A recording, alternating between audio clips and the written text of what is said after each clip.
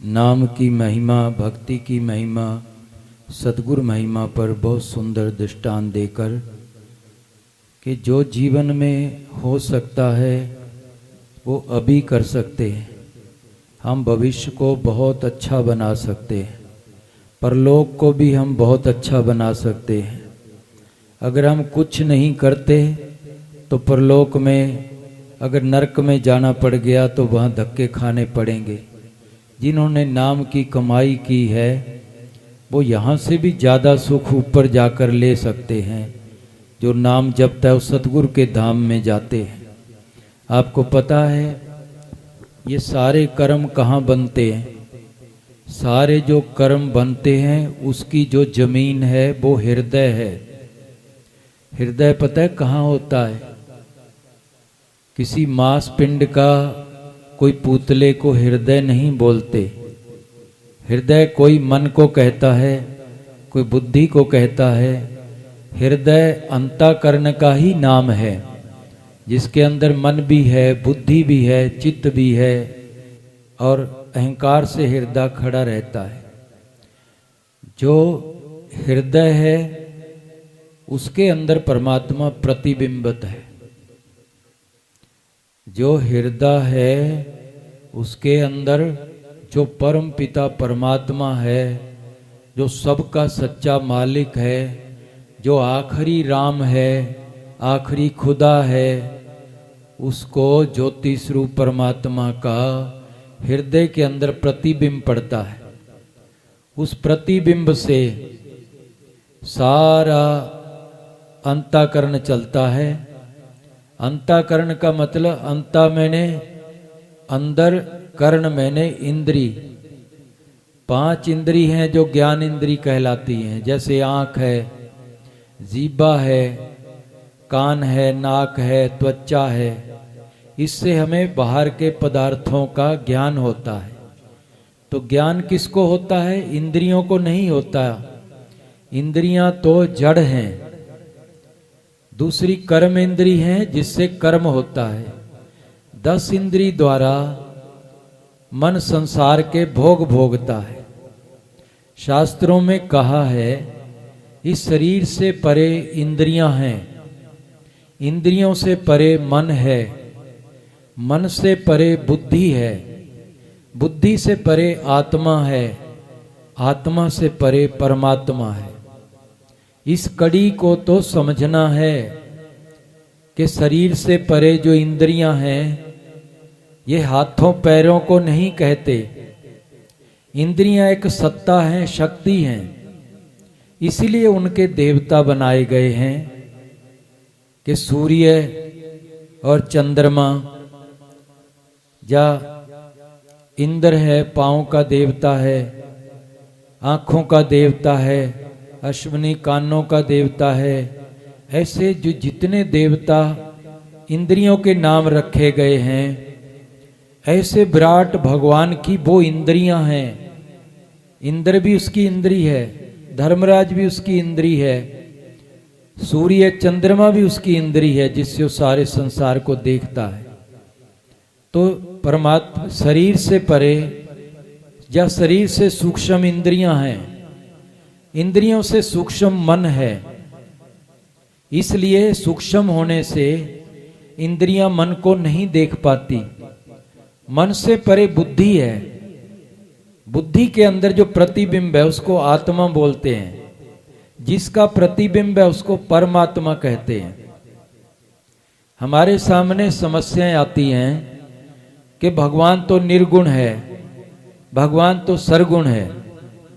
ये जो निर्गुण सरगुण कहा जाता है ये सब माया बनाती है। परमात्मा तो इन सब का साक्षी है, वो देखने वाला है। लेकिन जो निर्गुण कहते हैं, सगुण कहते हैं, उसकी परिभाषा गोस्वामी जी करते हैं। गोस्वामी जी क्या कहते हैं? जैसे आप भगवान के मंदिर में गए, रोज पूजा करते हैं और आपने भगवान को अपने हृदय में बसा लिया। जो आपके हृदय में भगवान आकर बस गए वो कोई मांस हाड़ का पुतला नहीं है, वो तो बहुत सूक्ष्म रूप है आपके अंदर, आपकी भावना के अंदर बैठा है।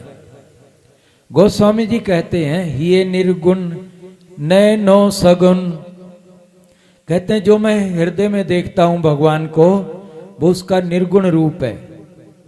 वो तुम्हारे लिए कोई गुण पैदा नहीं करता, उसमें कोई गुण नहीं है। तुम्हें चाय नहीं पिला सकता, रोटी नहीं खिला सकता, तुम्हारा कोई कार्य नहीं कर सकता चल फिर कर, लेकिन जो सामने खड़ा है वो आशीर्वाद भी दे रहा है, वो तुम्हारे कार्य को देखता भी है, तुम्हारे दर्शन भी होते हैं, तुम इन आंखों से उसको देख भी सकते हैं, लेकिन जो तुम्हारे भीतर है उसको आप इन आंखों से नहीं देख सकते, उसको मन की आंखों से देखा जाता है। दोनों परमात्मा के ही स्वरूप हैं और परमात्मा परम ज्योति स्वरूप है। उसका प्रतिबिंब जब आपके बुद्धि के अंदर आता है और जो उस बुद्धि के अंदर प्रतिबिंबित आत्मा को देख लेता है, परमात्मा को उतरा हुआ देख लेता है, उसको कहते हैं इसको बुद्धत्व की प्राप्ति होगी। मतलब बुद्धि के अंदर जो बैठा है ऊपर से उतरा हुआ, उसको उसकी प्राप्ति हो गई। लेकिन जो साकार भगवान है वो निर्गुण से शुरू होता है। जब भगवान गरीबदास जी महाराज ने अपने अंदर भगवान को देखा, उनके निर्गुण रूप को देखा, तो क्या देखा? तेज पुंज के रूप में कबीर साहब प्रकट हो गए। वो कई रूपों में प्रकट होता है, उसको तुम ये नहीं कह सकते वो राम रूप में ही प्रकट होगा या कृष्ण रूप में प्रकट होगा। जो दादू के अंदर सतगुरु प्रकट हुआ त्रिकुटी के अंदर, वो निर्गुण रूप था। ज्ञानियों के त्रिकुटी में प्रकट होता है, भक्तों के मन के अंदर प्रकट होता है।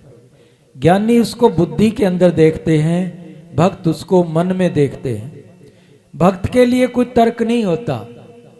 जैसे किसी ने एक सींग पकड़ा दिया था, जब उसने कहा भी तुम ठाकुरों की पूजा करते हो, मुझे भी एक ठाकुर दे दो।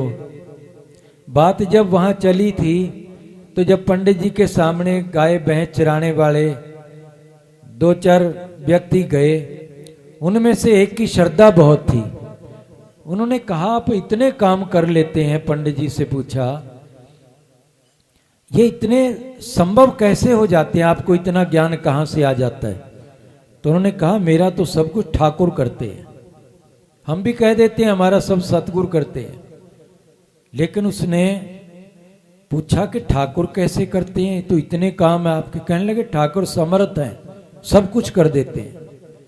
उसने सोचा ये तो मुझे भी ठाकुर चाहिए, लेना चाहिए। उसने कहा पंडित जी एक ठाकुर मुझे भी दे दो। पंडित जी ने देखा, विचार किया कि ये व्यक्ति क्रिया कर्म कांड तो जानता नहीं, कैसे नहलाना धुलाना है, कैसे शुद्धि से रखना है, कैसे वस्त्र पहराना है, ठाकुरों की पूजा करनी भी इसको नहीं आती। तो मैं ओरिजिनल ठाकुर तो इसको नहीं दे सकता। उसने एक भैंस का सींग लाकर उसको दे दिया कि लो ये ठाकुर है, इसकी पूजा करना, तुम्हारे भी काम ये ठाकुर करते रहेंगे। उसने, महाराज ने कहा ना भैंस सींग से साए प्रगटे, नाम लपोचन पाया। तो उसको कहा भी इसका नाम क्या है? कहने लगे लपोचन दास नाम है। वो बुलाने लग गया, बैठकर उसके पूजा करने लग गया, उसका नाम जपने लग गया, उसको कहने लग गया लपोचन दास प्रगट हो, लपोचन दास रोटी खा ले। ये सारा भगवान तो भाव देखते हैं ना, तो भाव देखकर भगवान वहां प्रगट हो गए थे। तो इस प्रकार से जो अंतःकरण है उसके 2 रूप हैं, ज्ञानियों के लिए, एक भक्तों के लिए। जो हृदय है ज्यादातर छाती के पास कहा जाता है। जब कोई हमें बहुत दुख लगता है हमारा हृदय खींचने लगता है। जब हमारे अपने को कोई दुख देता है तो कहाँ खींचता है? हृदय। हनुमान जी ने कहाँ फाड़ कर दिखाया था? छाती में ना, कालजे के आसपास। ये कालजा ही भगवान का प्रतिबिंबित मन है, जहां पाड़ के भगवान को मन के अंदर दिखाया जाता है। और जो भीतर राम जी का दर्शन हुआ था, हनुमान जी ने फाड़ के दिखाया, वो निर्गुण रूप है। और जो तीर कमान लेकर अनुसंधान करते हुए बाली जैसों को मारते हैं, रावण जैसों को मारते हैं, वो भगवान का सरगुण रूप है। तो महाराज जी जहां तीनों की परिभाषा कर रहे हैं। ग्रीव निर्गुण कहूं तो गुण किन कीने, सरगुण कहूं तो हानम। कहते निर्गुण कहूं तो फिर ये सारे गुण किसने बनाए, और सरगुण कहता हूं इतने विशाल परमात्मा को एक शरीर में बांध देता हूं तो उसकी हानि होती है, उसका अपमान होता है। निर्गुण कहूं तो गुण किन कीने, सरगुण कहूं तो हानम। निर्गुण सरगुण से है न्यारा, निर्गुण पद निर्वाणम। फिर आगे सदगुरु क्या कहते हैं कि निर्गुण सरगुण दोनों से न्यारा है जो निर्गुण पद है, निर्वाण पद है। फिर कहते हैं मैं उस निर्वाण पद का भेद बताता हूं, मूल मंत्र का भेद बताऊं, जिन निर्गुण सरगुण कीना। सबसे न्यारा शब्द स्नेही, सो हम किस बिरले चीना। कहते हैं जो परम ज्योति स्वरूप परमात्मा है, जो निर्गुण भी बनाता है सरगुण भी बनाता है, वो जो शब्द रूप बनाता है, शब्द के दोनों रूप बनाता है, सरगुण भी निर्गुण भी, वो परमात्मा जिसने सबको रचा है, जो अंतःकरण के अंदर है, प्रतिबिंबत है, जिसने अंतःकरण को ताकत दी है, वो बिजली जो भाखड़ा में पैदा होती है, जिसने हमारे मीटर में आकर दखल दिया है, हमारे सारे बल्बों को चला रही है, वो परमात्मा हमारा सबका पिता है। किसका? जो आपके बुद्धि के अंदर प्रतिबिंबत है, अंतःकरण के अंदर प्रतिबिंबत है, वो ज्योति उस परमात्मा की जिसका प्रतिबिंब है, उसकी संतान है, उसकी अंश है। इसीलिए कहते हैं ना ईश्वर अंश जीव अविनाशी। आप जो कुएं के अंदर अपना रूप देखोगे, क्या वो कोई जला सकता है उसको? उसको बर्फ भी कुछ नहीं बिगाड़ सकती, उसको तीर कमान भी कुछ नहीं कर सकता, उसको गोली भी कुछ नहीं कर सकती, तोपें कुछ नहीं कर सकती, क्योंकि वो प्रतिबिंब है, वो जलता नहीं है। ऐसे तुम्हारे अंदर जो आत्म राम है, उस परमात्मा का अंश, ये जलता नहीं है। तुम्हारे अंदर जो आत्म राम है, परमात्मा सभी आत्माओं में प्रतिबिंबत है, इसलिए सबके अंदर परमात्मा है। और शरीर किससे बना है? ये माया से बना है। उसमें परमात्मा आत्मा रूप में अंदर बैठ गया आकर। तो गोस्वामी जिनको ज्ञान था, वो कैसे निर्गुण सरगुण को देखते थे? क्यों सरगुण तो काया है, निर्गुण हृदय में रहने वाली माया है।